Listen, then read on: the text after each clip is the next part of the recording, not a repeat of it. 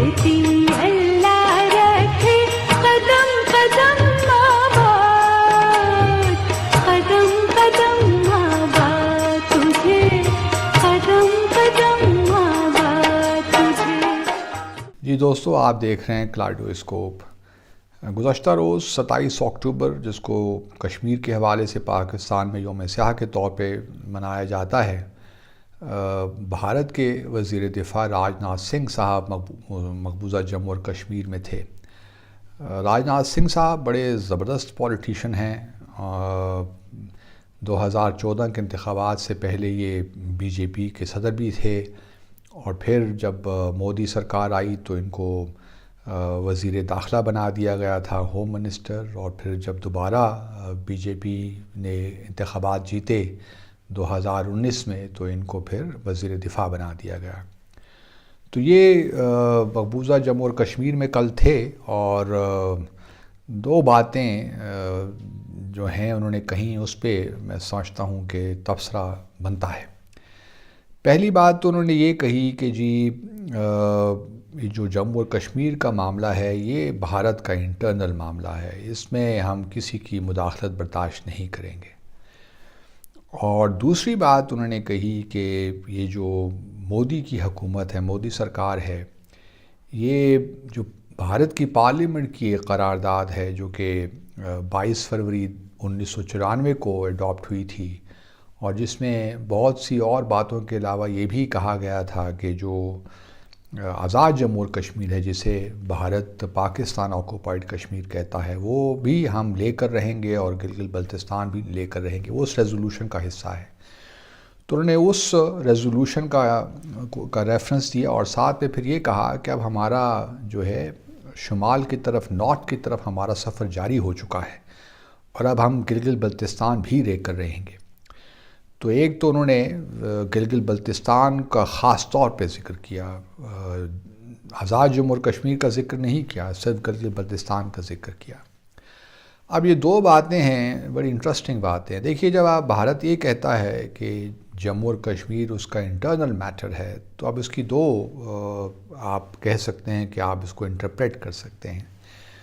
अगर internal matter है, वो किसी से डिस्कस नहीं करना चाहते, तो मुझे फिर कोई बता दे कि अगर हमारे पिछले 50-60 सालों से जो भी मुज़ाकरात पाकिस्तान भारत के दरमियान होते रहे, किस चीज़ पे होते रहे, बैक चैनल डिप्लोमेसी पे क्यों बातचीत कश्मीर पे होती रही, क्यों हम प्रेसिडेंट मुशर्रफ का 4 पॉइंट फार्मूला डिस्कस करते रहे, और अगर आपका इंटरनल मामला है तो फिर तो बात ख़त्म हो जाती है। फिर तो इसका मतलब ये है कि आप पाकिस्तान के साथ मुज़ाकरात जम्मू और कश्मीर पे करना ही नहीं चाहते।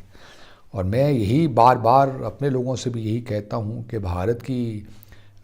भारत का सारा मामला यही है कि वो हमें इन जाली किस्म के दो तरफ़ा मुज़ाकरात में उलझा कर जम्मू और कश्मीर के मामले को डिले कर रहा है, और अपनी ग्रिप जो है वहाँ पे कंसोलिडेट करने की कोशिश कर रहा है।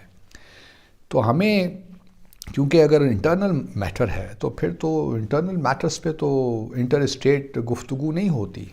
हमारे भी इंटरनल इश्यूज़ हैं, भारत के भी इंटरनल इश्यूज़ हैं। हम तो न कि दलीत की बात करते हैं, न कोई और मसाइल की बात करते हैं। जो भारत के इश्यूज़ हैं उन पे तो हमारे मुज़ाकरात ऑब्वियसली नहीं होते, लेकिन जम्मू और कश्मीर को ये कहना कि वो इंटरनल मैटर है, पहले तो ये मुक़द्दमा ही गलत है, ये पॉइंट ही गलत है। क्योंकि UN सेक्रेटरी सिक्योरिटी काउंसिल की इस पर करारदादें हैं, और इसको माना जाता है, तस्लीम किया जाता है कि ये बैनुल-अक़वामी एक तनाज़ा है जिसको अक़वाम मुत्तहिदा की जो सिक्योरिटी काउंसिल है उसकी करारदादों के मुताबिक हल होना है।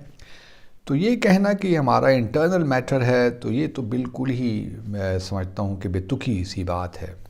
दूसरा, इसका पस मंज़र ये भी हो सकता है, या तनाज़ुर ये भी हो सकता है कि वो, क्योंकि भारत की बाज़ औक़ात ये पोजीशन होती है कि जी हाँ है तो इंटरनल मैटर, लेकिन चूँकि हमने आज़ाद जम्मू और कश्मीर को भी लेना है और गिलगित बल्तिस्तान को भी लेना है, तो जब मुज़ाकरात जब भी होंगे वो इन पे होंगे कि किस तरह पाकिस्तान ये इलाका वापस करे भारत को। तो ये भी जो पोजीशन है, ये भी जो अक़वाम मुत्तहिदा की करारदादें हैं उनसे मुताबिकत नहीं रखता, क्योंकि یہ تسلیم کیا جا چکا ہے اقوام متحدہ کی قراردادوں میں، اور جو بھی یو این سیکیورٹی کونسل کا ٹیمپلیٹ ہے کہ جو علاقہ پاکستان کے پاس ہے وہ پاکستان کے پاس ہے، اور وہ مجبور نہیں ہے یا کوئی بھی اس کو مجبور نہیں کر سکتا پاکستان کو کہ پلیبسٹ ہونے سے پہلے یہ علاقہ بھارت کے حوالے کیا جائے۔ تو یہ تو دونوں جو بات انہوں نے کی ہے راجناتھ سنگھ صاحب، اس میں کوئی منطق نہیں ہے، کوئی اس میں قانونی دلیل نہیں ہے۔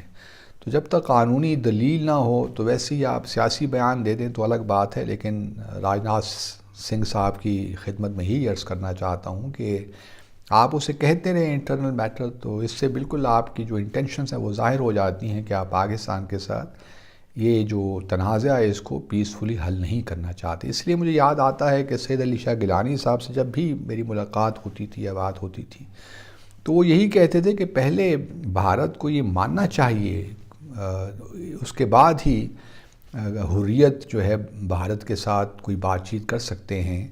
پہلا پوائنٹ یہی ہونا چاہیے کہ بھارت تسلیم کرتا ہے کہ جموں اور کشمیر ایک تنازع ہے اور اس کا حل ہونا چاہیے کشمیریوں کی سیاسی امنگوں کے مطابق۔ تو اسی لیے انہوں نے کبھی جو ہے بھارت کی حکومت کے نمائندوں سے کبھی ملاقات نہیں کی اور ان سے دور رہے۔ باقی حریت کے رہنما ملتے رہے، لیکن گیلانی صاحب کی ایک بڑی واضح ایک پرنسپلڈ پوزیشن رہی اس معاملے میں۔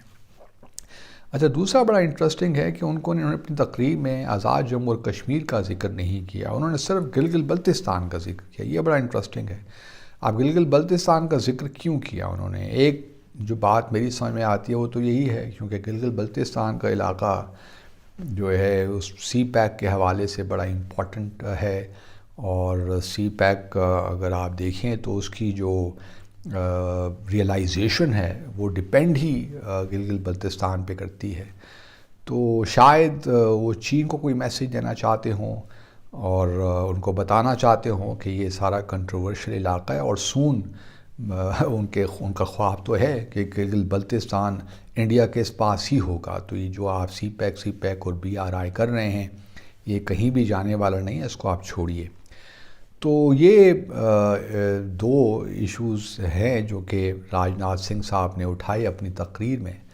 تو میں صرف یہی کہنا چاہتا ہوں کہ پاکستان ہم لوگوں کو تھوڑا بہت اس بارے میں سنجیدگی کے ساتھ سوچنا چاہیے۔ ابھی میں دیکھ رہا تھا کہ 2 ٹریک میں بھی کچھ لوگ مسقط پہنچے ہوئے تھے، وہاں پہ ملاقاتیں ہو رہی تھیں بھارتی آفیشلز کے ساتھ، اور جو فارمر لوگ ہیں، ڈپلومیٹس ہیں، جنرلز ہیں۔ تو ہمارے کوئی پالیسی ہماری اب رہی نہیں، یہ مجھے بہت افسوس ہوتا ہے۔